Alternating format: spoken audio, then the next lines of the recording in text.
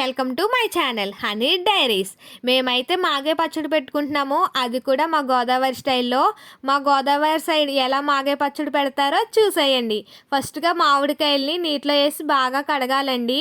కడిగిన తర్వాత ఒక పొడిగుడ్డతో తుడుచుకోవాలి, ఎలాంటి తడి లేకుండా అంతా బాగా తుడుచుకోవాలి.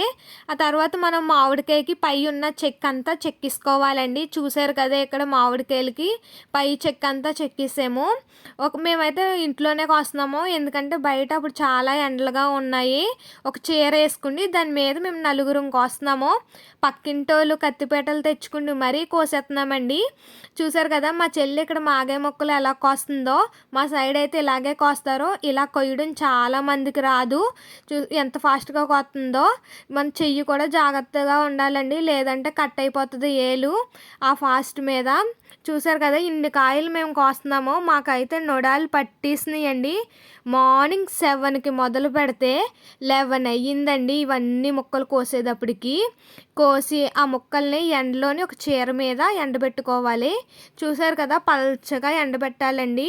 ఇది మే నెలలో కాబట్టి మాకు ఎండలు అప్పుడు ఎక్కువగానే ఉన్నాయి కాబట్టి 11కి మేము ఎండబెడితే మాకు 3 o'clock కల్లా ఆరిపోయినాయండి. ఆ ఆరిపోయిన ముక్కల్ని ఇలా కొలుసుకోవాలి తవ్వతోని. చూసారు కదా, ఇక్కడ మా అమ్మ కొలుస్తుంది. ఇందులో బాగా వేయించుకున్న మెంతులండి, మెంతుల్ని పొడి చేసుకుని ఆ పొడి వేసింది. తర్వాత వెల్లుల్లిపాయల్ని ఒలిచి ఆ వెల్లుల్లిపాయ గుడ్లు కూడా వేసుకుంది. కొంచెంగా ఇది ఆవుపిండి వేసుకున్న తర్వాత మెంతులండి, మెంతులు కూడా ఎక్కువే వేసుకోవాలి, ఎందుకంటే చలవ చేస్తుంది కదా. తర్వాత కారం, ఉప్పు అండి, ఉప్పు వేసుకుని బాగా కలుపుకోవాలి. నాకైతే కొలతలు తెలీదు, ఎందుకంటే మేము ఎక్కువ మొత్తంలో చేస్తున్నాం కాబట్టి కొలతలు తెలియదండి. ప్రాసెస్ మాత్రమే చూపిస్తున్నాను. ఆ తర్వాత ఎప్పుడన్నా నేను మీకు చెప్తాను, వీడియో తీస్తాను. వాటిని బాగా కలుపుకోవాలి. గరిటతో పని అవ్వదండి, మనకు చేత్తోనే బాగా కలుపుకోవాలి. తర్వాత ఇందులో వేరుశనగ నూనె వేసుకుంటున్నారు. వేరుశనగ నూనె వేసుకుని బాగా కలుపుకోవాలండి. మేమైతే జాడీలో పెట్టుకుంటలేదు, ఒక క్యాన్లో పెడుతున్నాము, ఎందుకంటే ఇది మా అమ్మమ్మ వాళ్ళ ఇంటికాడ పెడుతున్నాము. మా ఇంటికి తీసుకెళ్ళడానికి కొంచెం కన్వీనియంట్గా ఉంటుందని ఇలాగ క్యాన్లో కలుపుతుందండి మా అమ్మ.